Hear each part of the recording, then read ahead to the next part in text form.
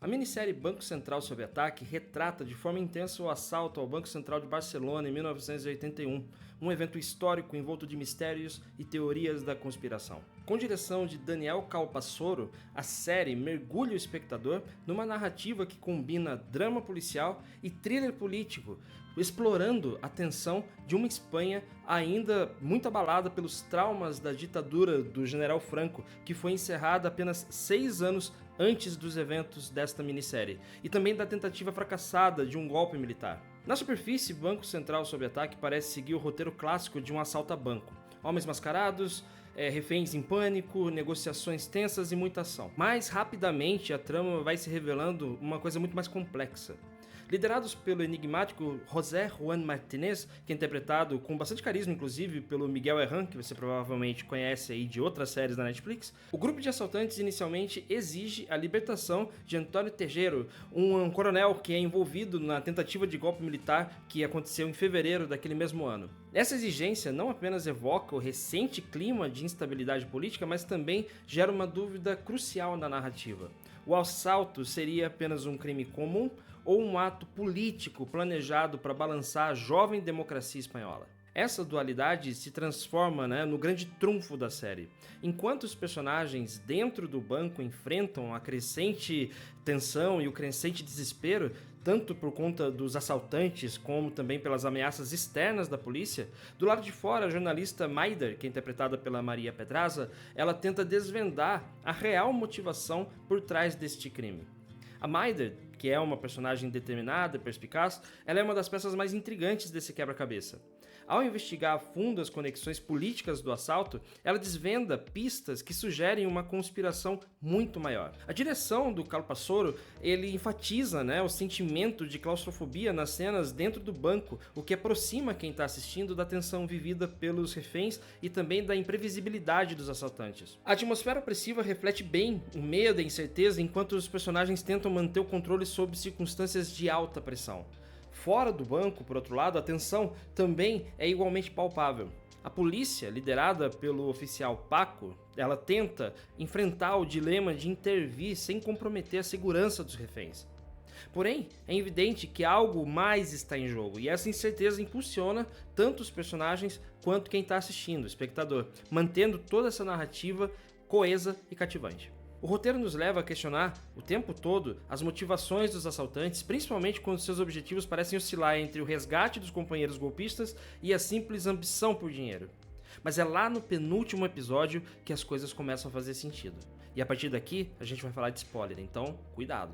Nesse episódio a gente descobre que o assalto foi arquitetado por Alonso Manglano, um oficial de inteligência que teria usado o grupo de José como uma distração para roubar documentos comprometedores que estão guardados no banco.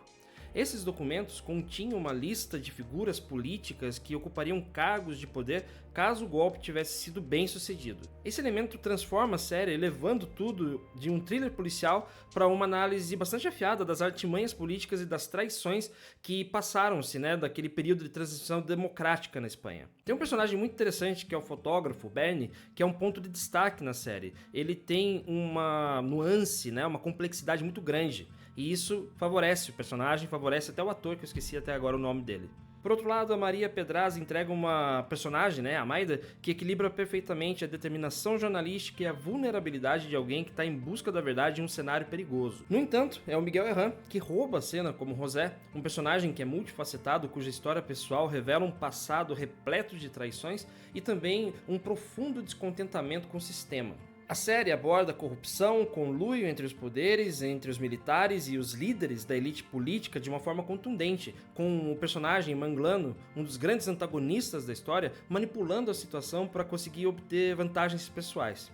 Manglano garante que os documentos sigilosos sejam retirados do banco, deixando os assaltantes e reféns em uma situação praticamente sem saída.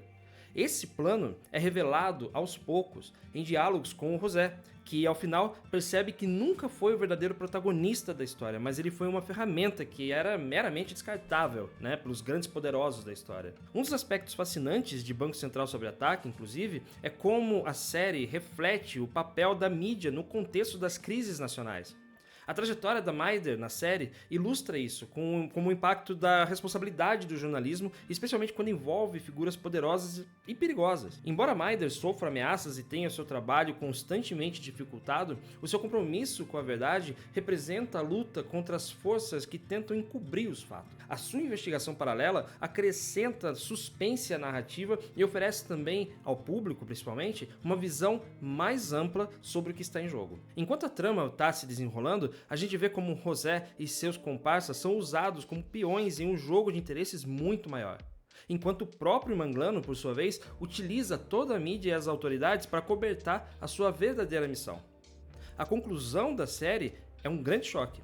Ao serem forçados a abandonar o plano inicial, o José e sua equipe improvisam e tentam se misturar aos reféns para conseguir escapar da polícia. Essa decisão permite que a série termine de uma forma um tanto ambígua, né? Onde os anti-heróis da série, né, eles conseguem, de certa forma, escapar, ainda que o próprio José seja preso. Essa ambiguidade no final reforça o tema da série sobre a complexidade moral, onde cada personagem parece estar agindo em função da sua sobrevivência e também da sua ambição, deixando o espectador com uma reflexão amarga sobre os efeitos da corrupção e da manipulação política. A produção também se destaca pelo visual, a gente precisa comentar isso aqui. A recriação da Barcelona dos anos 80 com cenários muito detalhados e figurinos autênticos transporta o espectador para um período de incertezas e de mudança. O trabalho de câmera, especialmente nas cenas internas, aumenta a tensão e a claustrofobia, com ângulos muito fechados e também os movimentos rápidos que espelham a ansiedade tanto dos reféns quanto dos assaltantes. A trilha sonora também é um elemento eficaz aqui nessa minissérie, utilizando os sons de suspense para conseguir sublinhar a pressão do tempo e do perigo iminente. Embora Banco Central Sob Ataque apresente alguns clichês do gênero, como as cenas de tiroteio, os momentos de negociação com a polícia, a série em geral evita cair na armadilha de simplificar a história. Em vez disso, ela expande a narrativa para tocar em temas mais profundos e relevantes. A combinação de um assalto com elementos de thriller político adiciona camadas a essa história, deixando o espectador imerso em uma trama que reflete as turbulências de uma Espanha em transição. A série, portanto, consegue equilibrar essas cenas de ação com um drama humano e também o lado político da coisa, onde cada personagem representa uma face da sociedade espanhola da época. O José, o ex-ladrão que encontra no assalto uma chance de redenção ou de vingança, ou a Maida, a jornalista que desafia o status quo em busca da verdade, esses dois personagens ilustram as forças antagônicas que movem a trama e conduzem o espectador a um desfecho que mistura ficção e realidade de maneira engenhosa. No fim, Banco Central Sob Ataque se estabelece, como um drama envolvente e bem executado, que mantém o espectador sempre tenso na ponta da cadeira. Ao explorar um evento relativamente desconhecido fora da Espanha, a série joga luz sobre as relações complexas entre política, crime e mídia em uma história que ressoa além das fronteiras espanholas, como você provavelmente deve ter percebido. Para quem gosta desses thrillers históricos com doses de intriga política, Banco Central Sob Ataque é uma adição que é interessante para o gênero. Não só revive uma época crítica da história recente da Espanha, mas também propõe uma reflexão sobre o preço da ambição e do poder. A série, no fim das contas, lembra pra gente que, embora o tempo apague certos detalhes da história, as cicatrizes do passado continuam presentes, esperando para serem redescobertas, mesmo que isso implique em enfrentar verdades dolorosas. Gostou desse vídeo que a gente fez meio improvisado aqui, sem o cenário normal? Por favor, se inscreva no canal, curta, comente, compartilhe e ajude o canal Cicutoso a chegar a mais pessoas. Um abraço para você e a gente se vê.